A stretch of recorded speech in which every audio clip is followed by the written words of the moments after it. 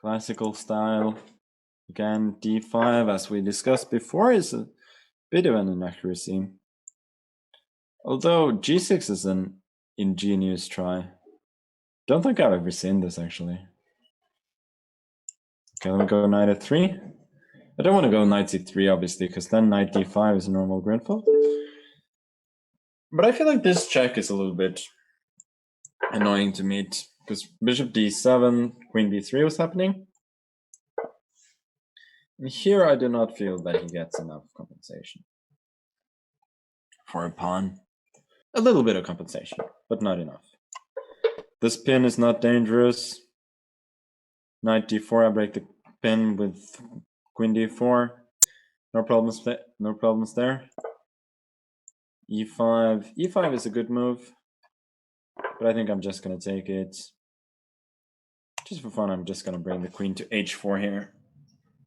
And if he takes an f3, take with the bishop. And although my development is a little bit behind here, I don't think it's going to matter. I think I'm still a pretty sound pawn up. But e5 was a very good move that he played. That has to be said. Quite ingenious.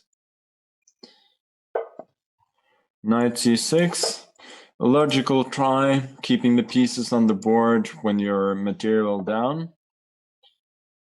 Okay, rook d1, I guess. Developing my pieces, bishop d2. It's all good. Rook c1. And thus, development was completed. Should I do? Okay, let me just... Once development is completed, you can create some air for your king. Now we proceed to try and exchange some pieces, in this case, the rooks. And the bishops are usually quite well placed on e1 or e8 in these sort of structures. You just tuck them away, put the rooks in the center, and the bishop can be active on c3 or b4 later on. And for the moment, you just need them not to be in the way of your other pieces. Okay, let's swing the queen over. I wanted to go knight d4, but I was a little bit bothered by knight f5 there, exchanging that nice central knight. So now after queen a4, I want to go knight d4 next.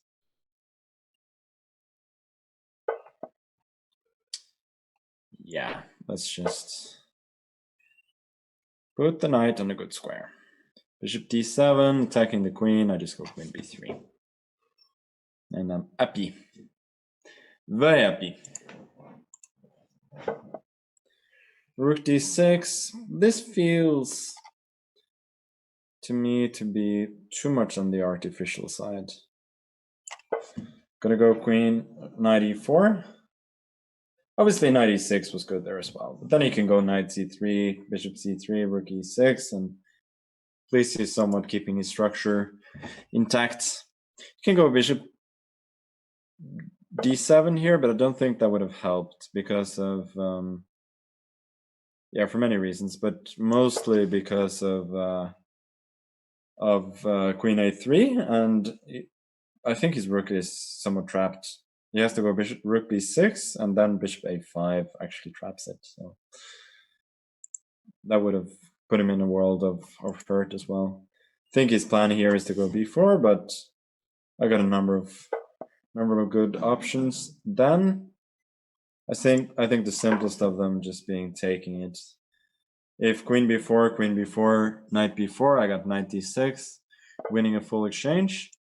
If knight b4, I would have had knight d6, queen d6, knight e6. He has to take with the queen, then I go queen b4. Once again with a full exchange. And here it's just all over, to be fair. I win a knight, and it's yeah, it's very difficult for him. He resigned. Not a bad game by any means.